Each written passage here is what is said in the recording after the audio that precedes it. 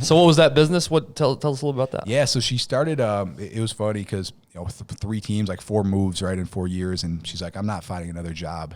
I'm not doing it. Like, I'm gonna find a way to work from home. So I'm like, you are not just sitting here. Like, there's no way you're sitting here all day doing nothing. So you have to find something. So she started hand painting wine glasses. She got one from her aunt, thought it was cool. Thought she could like do something with it. So I'd come home and she's putting them in our oven, right? And I'm starving. I'm like, get these things out of the damn oven, right? And they take like 30 minutes to bake like the paint on. And I'm like, this is so stupid, right? So they start selling and like selling to the point where like she's putting them in the oven all day long. And I'm like, come on. So she had to find a way to scale it because there's no way. Like, you're not going to make enough money doing that. Right. It took so long to hand paint them and all that.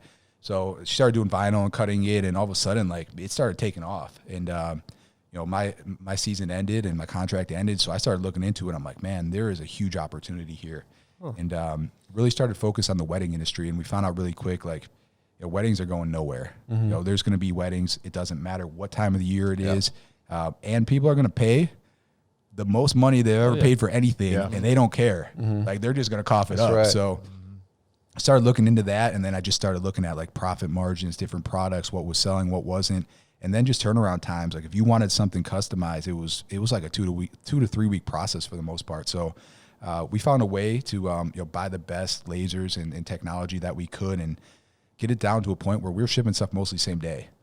And what ended up happening was, like, just the fact that it was going out so quick, we get emails like, hey, I ordered this with my personalization on it, but you guys forgot to do it. And we're like, no, we did it, and we already shipped it, and it'll be there in 2 days. And they would just freak out, like, 5-star reviews off the charts, sharing it, telling all their friends, any last minute stuff, they were coming to us. So it just organically grew, and it just exploded. So I was working out of my house. I have a laser engraver with a vent going out my window of my of the kitchen. No way. It was insane. And next thing I know, we're buying a bigger house, and my whole 3-car garage is full. And it's the spare bedroom downstairs, and we're just blowing like smoke out because it burns into the wood, right? I'm like, my neighbors are gonna kill me, man.